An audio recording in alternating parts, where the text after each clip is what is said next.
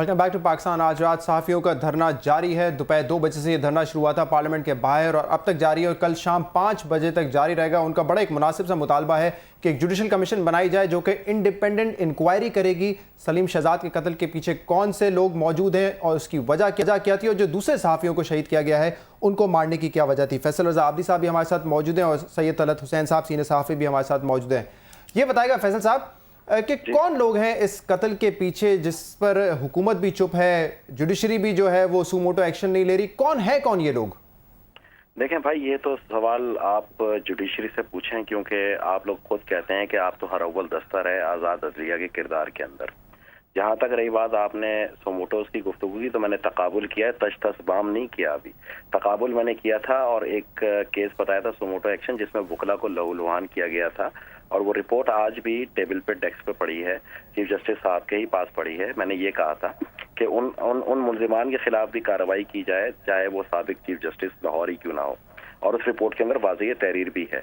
दूसरी बात, आपने फिरदौस आशिक ऐवान के लिए गुफ्तगू की और मैं ये समझता हूँ कि फिरदौस आशिक ऐवान ने कहा कि अगर कोई लोग यहाँ सियासत चमका रहे तो मैं आपको याद दिलाता चलूँ, वाकई सियासत चमका रहे। क्या राना मुबशिर पे हुआ तशद्दुद आप भूल गए?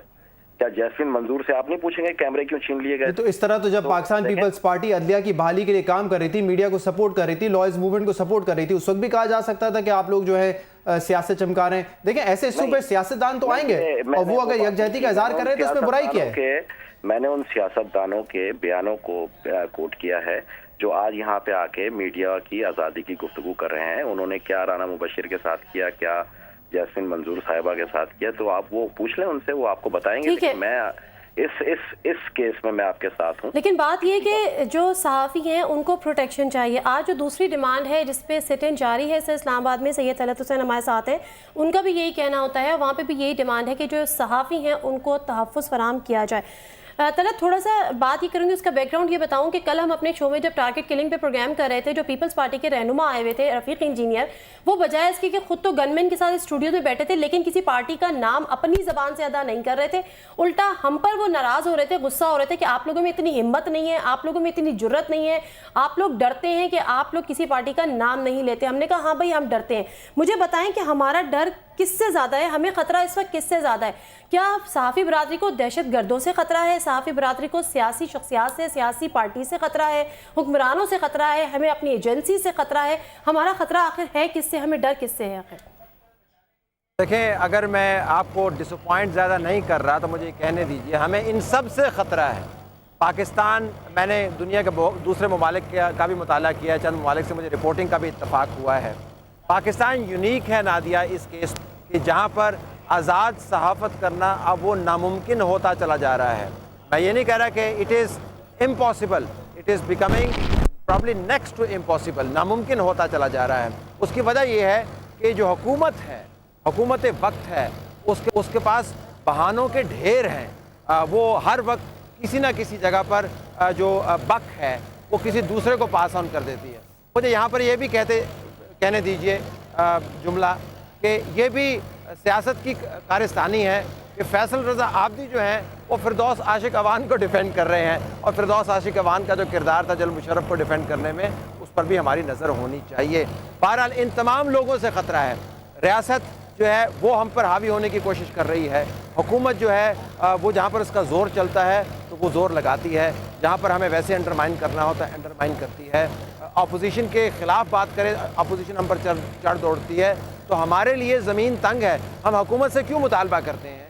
कि हुकूमत हमारे पैसों से चलती है, हमारे वोटों से चलती है, लेकिन हुकूमत ने तमाम की तमाम जिम्मेदारी जो है मेरे ख्याल में अपने गले से उतार के दूसरे इदारों पर डाल दी है, जिसके नतीजे में हमें यहाँ पर खड़े होकर एहतजाज करना पड़ा। अच्छा तलत, मैंने आपसे ये सवाल इसलिए किया था कि शायद हम जो है वो अपनी राहें मुतय्यन कर लें और हम देखें कि जी यहाँ तो ख़तरा है, यहाँ नहीं है, लेकिन आपने कहा कि मैं डिसअपॉइंट नहीं करना चाहता, लेकिन उसके बावजूद तमाम ही जगहों से हमें ख़तरा है। फैसल रजा आबदी साहब, कोई प्रोटेक्शन दे सकेंगे आप अपनी इस जमहूरी हुकूमत में सहाफ़ियों को? नहीं, सहाफियों को क्यों जी, आवाज 18 करोड़ आवाम में सबको ही देनी है ना। आवाम से ही तो सहाफी भी निकलते हैं। सहाफी कोई अर्श से तो नहीं आते। सहाफी भी हम जैसे ही हैं, पाकिस्तानी हैं, मुहिब्बे वतन हैं। वहाँ ये चीज़ है कि जब वो खिदमात अंजाम देते हैं तो बसा औकात ऐसी जगह पे, पुरखतर जगहों पे वो अक्सर फोर्सेस के साथ भी होते हैं। पूरी प्रोटेक्शन भी देनी चाहिए और अगर कोई इस तरह की थ्रेड्स आती हैं उस पर फौरन इन्वेस्टिगेशन करते हुए और करार वाकई सजा देनी चाहिए उन तमाम लोगों को। हाँ, जहाँ तक आपने बात की, मैं एक बात तलत भाई को गोशगुजार कर दूं, 3 साल के प्रोग्राम उठा के देख लें, अलिफ से लेके ये तक जितना हुर्फ तहज्जी है उर्दू अदब के अंदर, वो तमाम गालियां हमें इसी मीडिया पे दी गई, लेकिन बर्दाश्त के साथ हम अब उसको अपनी इस्लाह समझते रहे, हम अपनी इस्लाह करते रहे और करते भी रहेंगे। मैं ये बात नहीं कर रहा, हो सकता है अदलिया को आपके साथ मसला, आपकी भी एक गलत ब्रेकिंग न्यूज ने अगर 17 जजों को ले जाके बिठा दिया तो आप भी सोचें कि अगर यही चीजें होनी है और इसी से मुल्क के इस्तेहकाम को मसाइल दरपेश होने तो आप भी काली बेड़े निकाल दें जी बाहर। हम साथियों को बुरा नहीं कहते, लेकिन आप भी कुछ अगर बुरे आ गए सहाफत में तो उनको साथ भी ना कहें। तलत साहब, लास्ट 2 क्वेश्चंस। एक तो ये फरमाइएगा कि मियां नवाज शरीफ वहां पर आए, उन्होंने तकरीर भी की, इस तकरीर को आप फेस वैल्यू पे लेंगे या आप समझते हैं क्योंकि वो ऑपोजिशन लीडर हैं इस वक्त और जब भी ऑपोजिशन देखती है कि कोई ऐसा इशू है जिसमें आप हुकूमत को बदनाम कर सकते हैं तो वो उसका फ़ायदा उठाते हैं पॉलिटिकल गेन के लिए, ये वो तकरीर थी या फिर वाकई में वो सहाफ़ियों के साथ यकजहती का इजहार कर रहे थे? देखिए, सहाफ़ियों के साथ यकजहती का इजहार बड़ा आसान होता है जब सामने पीसीओ कैमरे लगे हों। मैं किसी ख़ास लीडर की मौजूदगी या गैर मौजूदगी के ऊपर राय नहीं देना चाहता। यहाँ पे पीपल्स पार्टी के लीडरान भी आए, उन्होंने भी यहाँ पर बयान दिए, लेकिन at the end of the day हमें नतीजा देखना है।